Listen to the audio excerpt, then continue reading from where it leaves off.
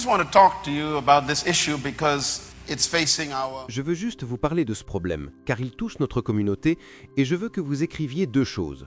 Jeu et chance. Jeu et chance. Je veux que vous écriviez ceci. La vie n'est pas un jeu. Qu'ai-je dit? Ce n'est pas un jeu. La vie n'est pas un jeu. C'est un principe très important, je pense que vous seriez d'accord avec moi pour dire que la vie n'est pas un jeu. Sommes-nous tous d'accord? Je veux dire, votre vie est une chose sérieuse, ce n'est pas un jeu, alors ne jouez pas avec votre vie. Je vais juste faire quelques déclarations et vous pourrez en tirer vos propres conclusions. Premièrement, les lois ne sont jamais créées pour accommoder les vices, mais pour les arrêter. Je répète, les lois ne sont pas créées pour accommoder les vices, mais pour les arrêter. Les vices existent généralement avant la loi. Les 10 commandements n'ont été donnés que près de 3000 ans après que l'homme ait péché. Je répète, les 10 commandements n'ont été donnés que plus de 3000 ans après que l'homme ait péché. Donc la loi n'est pas créée pour empêcher nécessairement l'homme de pécher ou de se livrer à des vices destructeurs. Les lois sont créées pour que l'homme puisse reconnaître le vice. Le principe de la loi, c'est que lorsqu'une loi est créée, la conscience se réveille. Là où il n'y a pas de loi, il n'y a pas de conscience. La Bible est très claire à ce sujet, quand la loi est arrivée, le péché a pris vie, ce qui signifie que vous ne savez pas ce qui est mauvais jusqu'à ce que le bien soit défini. Pourquoi Dieu dit-il aux enfants d'Israël « Tu n'auras pas d'autre Dieu devant moi » Parce qu'il le faisait. Pourquoi Dieu dit-il « Tu ne feras pas d'image taillée et tu ne t'inclineras pas devant elle pour l'adorer » Parce qu'il le faisait déjà. Pourquoi Dieu dit-il « Tu ne commettras pas d'adultère » Parce qu'il le faisait déjà. Alors, à quoi servent-ils les lois? Elles ne sont pas là pour accommoder les vices, les dignifier, les sanctifier ou même les affirmer. Les lois sont censées arrêter la prolifération d'un vice. En Colorado cette semaine, les gens ont voté pour la légalisation de la marijuana en tant qu'alternative médicale. Ils ont voté et je pense qu'il serait important pour notre pays d'étudier le Colorado en ce moment, car mardi dernier, ils ont voté pour légaliser la marijuana. Il y a à peine quelques jours, les 4 derniers jours ont été consacrés à tenter de comprendre comment gérer cela, comment le contrôler, comment le réguler. En d'autres termes, ils ont pris la décision avant d'étudier les conséquences. Maintenant, laissez-moi juste dire cela tout de suite et mettre la caméra sur moi. La marijuana est bonne. Dieu a créé la plante et Dieu a dit dans la jeunesse que tout ce qu'il a fait est bon. Et tout le monde ici prend des drogues. Mais il y a une chose qu'on appelle l'utilisation anormale. Le mot est abus. La raison pour laquelle nous utilisons le terme abus est qu'il y a une utilisation pour tout, y compris les jeux. Maintenant, le gouverneur du Colorado qui a voté contre la légalisation a dit avant-hier « Les gens le veulent, maintenant nous devons comprendre comment faire cela. » Et ils sont nerveux. Je veux clarifier cela. Ma première déclaration, que je veux que vous reteniez, les lois ne sont pas créées pour accommoder un vice, elles sont créées pour les arrêter ou les définir, qu'ils soient bons ou mauvais, sains ou destructeurs. Une loi apporte une définition. Deuxièmement, les conséquences sont plus importantes que les décisions. Qu'ai-je dit? S'il vous plaît, écrivez cela et gardez-le jusqu'à votre mort. Ne prenez jamais une décision plus importante que les conséquences, car les décisions donnent naissance aux conséquences. Les gens disent normalement que si vous prenez une décision, vous allez vivre avec. Ce n'est pas vrai, vous ne vivez pas avec la décision, car cela se fait en un instant, vous vivez avec les conséquences. Donc, ce que vous devez faire avant de prendre une décision dans la vie, c'est de ne pas étudier la décision. Assurez-vous d'explorer tous les moyens possibles pour étudier les conséquences.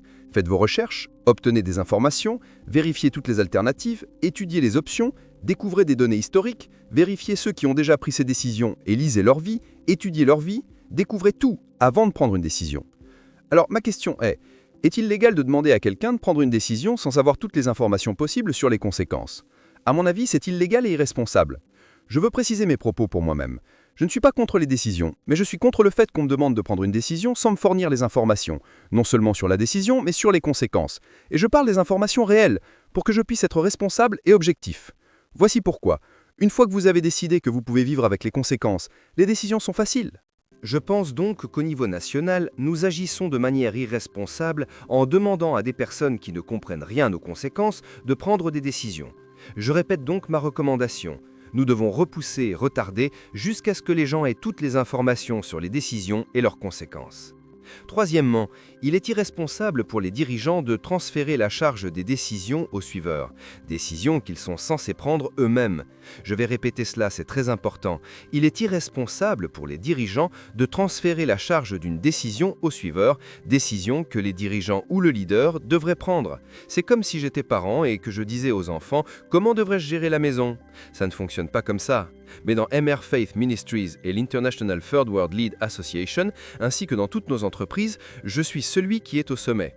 J'écouterai les conseils, je chercherai la sagesse du savoir collectif, j'écouterai toutes les parties, mais à la fin, je dois prendre la responsabilité de toutes les décisions dans cette organisation.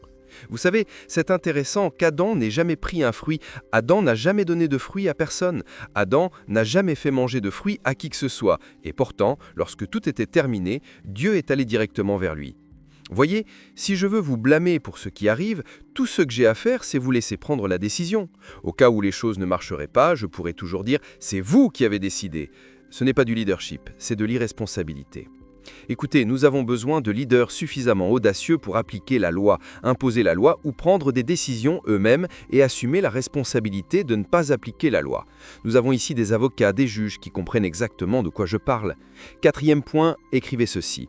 Le hasard est un jeu pour les riches, mais il est une source d'espoir pour les pauvres. Puis-je le répéter, c'est très important. Le hasard est un jeu pour les riches, ils peuvent se permettre de jouer à ce jeu, mais le hasard est une source d'espoir pour les pauvres, ils s'attendent à en vivre. C'est dangereux. Et si j'ai beaucoup de richesses, je n'ai pas de problème à jouer, car si je perds, cela ne compte pas.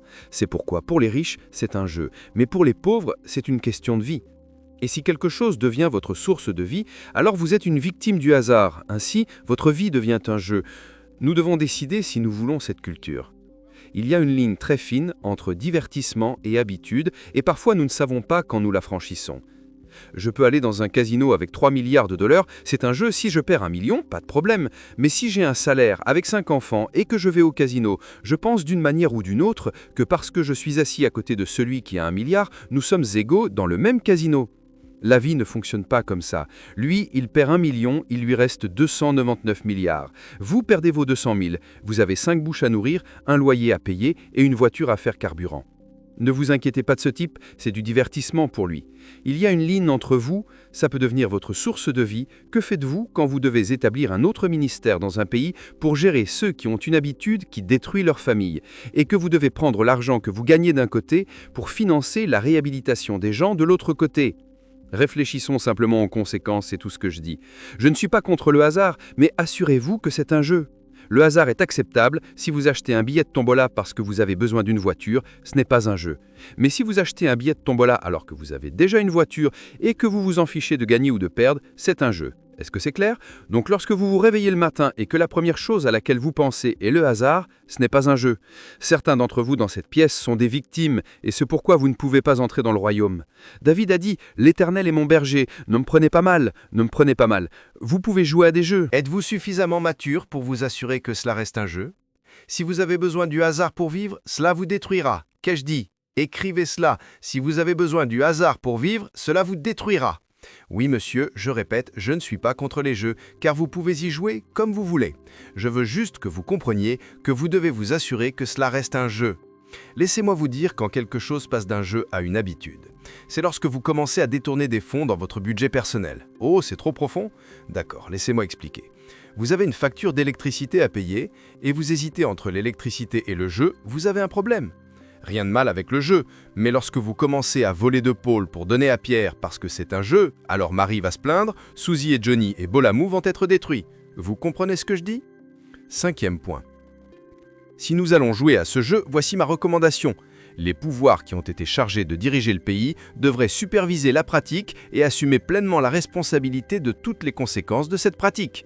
Je me répète, si nous allons jouer à ce jeu, cela ne devrait pas être laissé à quelques groupes de personnes ayant leurs propres ambitions privées. L'État lui-même devrait prendre la responsabilité, superviser la pratique et assumer pleinement la responsabilité de toutes les conséquences de cette décision.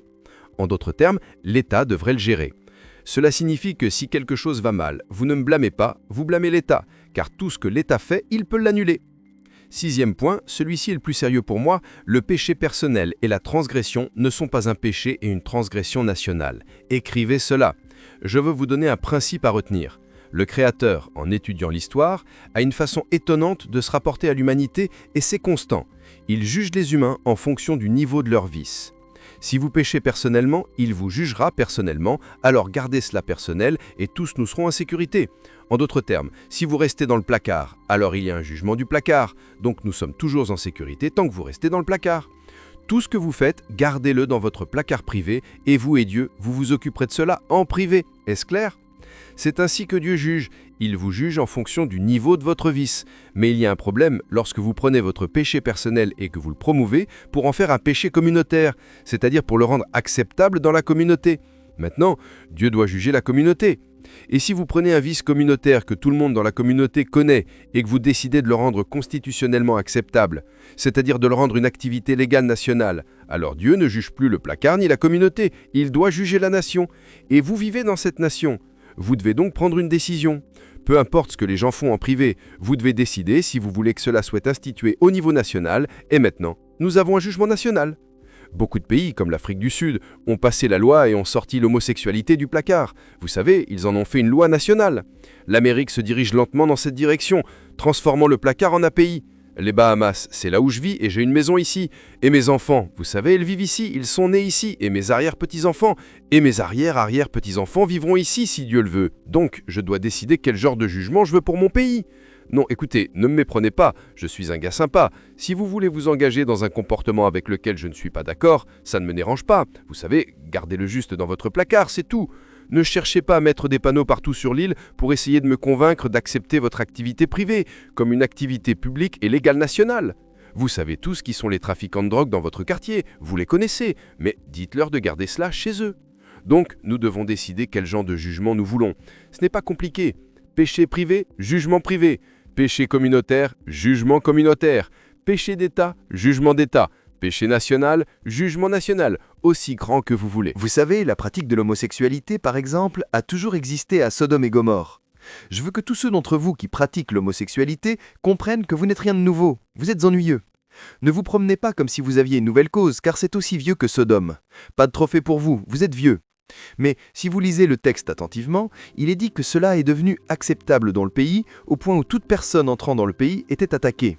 Dieu dit, vous savez, je ne peux plus juger les individus. Vous vous demandez pourquoi certains pays sont maintenant de l'histoire, on doit les chercher dans la poussière. Savez-vous pourquoi Rome, quand je suis allé visiter Rome, j'ai dû marcher sur des pierres brisées? Le plus grand empire de l'histoire n'était que des pierres brisées. Aucune armée n'a jamais vaincu Rome. Rome a été vaincue par l'immoralité. C'est vrai. La Bible dit que les nations imaginent des choses vaines et celui qui siège dans les cieux rit. En d'autres termes, Dieu vous regarde. Le 3 décembre, Dieu vous regarde, Dieu a dit « Laissez-moi juste regarder ça, laissez-moi voir si vous pensez être intelligent et puis je vais rire de vous, car vos petits-enfants seront dans une habitude. » 7e principe, les principes sont plus importants que la prospérité. Qu'ai-je dit ? Vous savez, nous parlons d'argent, nous parlons de comment vous pouvez profiter de quelque chose, nous parlons de comment vous pouvez en tirer profit. Écoutez, demandez à un trafiquant de drogue, eh bien ça fonctionne. Bien sûr que ça fonctionne. Vous pouvez gagner de l'argent avec n'importe quoi. Demandez une prostituée. La prospérité peut venir de millions d'activités différentes, alors ne me parlez pas de combien d'argent vous gagnez si vous vendez de la drogue aux enfants à l'école et que vous les détruisez. Ce n'est pas l'argent, c'est le principe. Si vous utilisez des mesures destructrices pour payer vos factures ou générer des revenus, vous participez à la destruction de vos frères. Ne vous laissez pas influencer par 40 millions supplémentaires, c'est une insulte pour moi. Il y a assez de cerveau dans cette pièce pour développer des projets qui rapporteraient 400 millions de dollars par mois. Nous n'avons pas besoin de succomber aux vices des autres et de sacrifier les principes de décence, d'éthique, de travail acharné et de travail honnête pour 40 millions de dollars. Vous décidez. Certains d'entre vous dans cette pièce doivent y réfléchir. Je ne peux pas vous empêcher de faire quelque chose personnellement, mais s'il vous plaît, ne me l'imposez pas publiquement. 8e principe. Toutes les lois produisent une culture. Qu'ai-je dit ? Écrivez cela. Chaque loi créée dans chaque pays produira finalement une culture. La culture vient des lois. Et c'est pourquoi, lorsque Dieu était sur le point de créer la nation d'Israël, la première chose qu'il leur donna ne fut pas le pouvoir, ni l'argent, ni même l'économie. Il leur donna la loi, car il savait qu'ils venaient d'une histoire d'esclavage et d'oppression où ils avaient été habitués à certaines normes culturelles. D'ailleurs, puis-je dire que beaucoup d'entre vous se souviennent peut-être de mes enseignements sur la loi, mais le mot « loi » en hébreu provient d'un des mots traduits par « normas ». Cela signifie « normal ». La loi est ce qui accepte quelque chose comme étant normal, et cela devient ce que nous appelons la norme. C'est d'où vient ce mot. Par exemple, à Amsterdam. Mes amis ici d'Amsterdam vous diront que la prostitution est devenue une norme. Maintenant, vous devez décider si vous voulez que cela devienne normal dans votre pays. Ils ont passé une loi pour décriminaliser la prostitution. Une nuit, nous avons traversé le quartier rouge d'Amsterdam et vers 1h du matin, tout l'endroit s'est animé. Ce qui m'a stupéfié, c'est qu'il y avait tant de jeunes, des femmes nues dans les fenêtres montrant tout leur corps pour se vendre. Vous marchiez juste pas et vous choisissiez celle que vous vouliez, et c'était légal. Et vous avez des enfants. Comment réguler les enfants ? Ils ont aussi légalisé la marijuana à Amsterdam. Ils ont des magasins où ils la vendent. C'est ce vers quoi va le Colorado. L'homme à qui je parlais à Amsterdam gère un centre de réhabilitation pour des centaines d'enfants et il m'a dit que la plus grande perturbation qu'il a, c'est que la plupart des enfants qui viennent pour de l'aide ont 13 ou 14 ans et sont déjà accros. Ils n'ont pas d'avenir, ils ne vont pas à l'école, ils ne font que fumer de la drogue. Est-ce ce que vous voulez pour l'avenir de votre pays? Voyez-vous, nous devons faire des études, étudier ces endroits. Comment se fait-il que personne ne nous ait montré une étude d'Amsterdam sur ce que la légalisation de la loterie fait à leur population? Vous voyez, vous savez, ne parlez pas seulement de l'argent que vous gagnez, parlez de la façon dont vous le dépensez pour la réhabilitation. Vous êtes une personne intelligente, vous avez un cerveau avec 500 milliards de cellules, vous êtes intelligent. Ne prenez pas seulement des décisions, étudiez les conséquences. Vous savez pourquoi je n'ai jamais eu de relation sexuelle avant d'être marié? Voici pourquoi. J'ai étudié les conséquences. J'ai vu mes amis devoir abandonner l'école. J'ai vu mes rêves partir en fumée. Si j'avais eu un bébé avec une femme, j'ai vu les complications que cette femme allait m'imposer pour le reste de ma vie. Oh non, j'ai étudié toute la chose. Et quand cette fille s'est ouverte, j'ai fui. J'ai dit, vous savez quoi, je me casse. Oh ouais, quelques-uns d'entre eux le savent. Vous savez que j'étais célèbre, vous savez que j'étais musicien aux Bahamas et ils venaient tous autour de nous. J'ai réfléchi aux conséquences, elles étaient claires dans ma tête. La conséquence la plus importante est celle-ci. Écrivez cela, jeunes gens. Vous voulez profiter de vos souvenirs. Le problème de la vie, c'est que vos souvenirs ne partent jamais. Alors décidez chaque jour si vous voulez vous souvenir de cela, si vous allez prendre plaisir à vous en souvenir. C'est ça les conséquences. Quand vous vivez bien, vous profitez de vos souvenirs. Et certains d'entre vous ne battent pas des mains, je comprends. Vraiment, je vous remercie pour cela. C'est pour ça que Dieu m'a donné pour être votre Père maintenant et vous dire « Ok, à partir de ce point, faites le bien ». Applaudissez, Amen. N'oubliez jamais que toutes les lois créent une culture. Vous n'allez pas dans une cabine pour marquer un AC, vous y allez pour créer la culture future d'un pays. Rappelez-vous cela. Voulez-vous cela comme culture? Une enseignante m'a donné un livre, un manuel scolaire, d'un enseignant d'un autre pays. Elle m'a montré ce livre qu'elle avait acheté pour des enfants de 5 à 11 ans. Elle m'a montré les chapitres, je l'ai vu moi-même. Il montrait des dessins de deux hommes s'embrassant, des dessins pour des enfants de 5 à 11 ans. Je n'ai aucun problème avec cela. Mais quand vous commencez à enseigner cela à un enfant de 5 ans, c'est de la maltraitance. Vous imposez à cet enfant votre mode de vie avant qu'il ait la capacité de déterminer ce qui est bien ou mal. Vous ne montrez même pas les conséquences. Vous devriez toujours mettre en barre de tout enseignement de ce type, au fait, vous ne pouvez pas vous reproduire. Vous savez, on fait ça tout le temps. Numéro 10. Numéro 9, vérifiez si vous écoutez. Numéro 9, c'est très important. Votez selon votre conscience, toujours. Vivez selon votre conscience, pas selon un groupe, parce que vous ne dormez pas avec un groupe, vous dormez avec votre conscience, elle ne vous quitte jamais. Laissez-moi définir conscience pour ceux d'entre vous qui sont dans les royaumes. Saint-Esprit, puis-je le dire encore? Vous êtes tous profonds avec moi. Qu'est-ce que votre conscience? Le Saint-Esprit, ce n'est pas stupide. Si vous ignorez votre conscience, vous vivez dans la culpabilité. La culpabilité est un lourd fardeau, cela cause le cancer. À propos de votre conscience, laissez-moi vous donner le dernier. Ne bougez pas avant de connaître les effets. Qu'ai-je dit? Oui, vous devez connaître les effets. Vous savez, une bonne chose que je puisse dire sur le département de la santé des États-Unis, le département de santé fédéral, c'est que, de ce point de vue, je sais, j'aime ces gens. Vous avez déjà vu sur télévision, quand ils annoncent un produit, ils disent que ce produit va soulager votre douleur, résoudre votre hypertension, vous rendre sexuellement puissant, résoudre vos migraines, il résoudra tous vos problèmes. Cependant, maintenant, vous voyez, c'est ce que j'aime chez eux. Ils disent « Votre douleur va disparaître, mais vous pourriez avoir des pensées de sauter d'un immeuble, vous courrez aux toilettes 20 fois, votre ventre va enfler, vos yeux vont tomber dans 2 mois, vos dents deviendront faibles, votre langue deviendra bleue et vous penserez que votre femme est votre ennemi. Prenez la pilule. » Ce sont des gens honnêtes. Pourquoi nos gouvernements ne sont-ils pas comme ça? Dites-nous tout. Dites-nous d'abord les effets pour que, lorsque nous achetons la pilule, nous soyons responsables. C'est notre problème. Ne me vendez pas seulement la pilule et me dites comment cela va m'aider. Incluez comment cela pourrait me tuer. Vous vous rappelez du fiasco des cigarettes? Oui, le tabac. Tout le monde en profitait, mais personne ne leur disait ce que cela leur faisait. Puis un jour, le département de la santé a réalisé que les taxes nécessaires pour traiter le cancer du poumon tuaient toute la communauté. Et ils ont cherché ce qui causait tout ce cancer.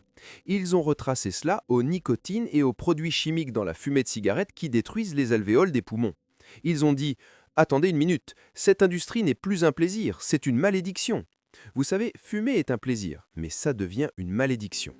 Ils ont écrit sur chaque boîte « Ce produit cause le cancer ». Maintenant, certains d'entre vous se souviennent quand le saccharine est apparu, vous savez, l'édulcorant. Je me souviens qu'un jour, je suis allé dans un restaurant et j'ai lu au dos de l'emballage, personne ne m'a dit, je l'ai lu moi-même. Il disait « Ce produit est dangereux pour votre santé et a été prouvé causer le cancer chez les rats ». Attendez une minute, moi et les rats, on a la même physiologie. Au moins ils étaient honnêtes. Je veux que vous vous souveniez, en traversant la ville et en regardant les publicités à la télé, rappelez-vous qu'il y a un panneau vide à côté de chaque annonce, que vous ne voyez pas, mais il est là. Et lisez ce qui a été prouvé dans d'autres pays, ce que cela provoque. Parce qu'en l'absence de ce panneau, nous sommes irresponsables. C'est irresponsable de voter oui si vous ne connaissez pas les effets, c'est irresponsable. C'est comme donner du Tylenol à votre bébé parce que c'est tout ce que vous avez. Plaidez ma cause. Je ne suis pas contre les jeux, croyez-moi, mais lorsque le jeu devient votre vie, c'est de l'autodestruction. Et je ne suis pas sûr que notre communauté ait le genre de contrôle de soi et dans certains cas, la maturité pour décider où franchir la ligne. Donc, en tant que père de cette maison, en tant qu'homme qui représente le royaume de Dieu, en tant que père qui a des enfants moi-même, et je ne parle pas seulement de mon fils et ma fille, je parle de vous tous, je suis responsable de vous assurer que vous êtes sages, car la sagesse se reconnaît à ses enfants.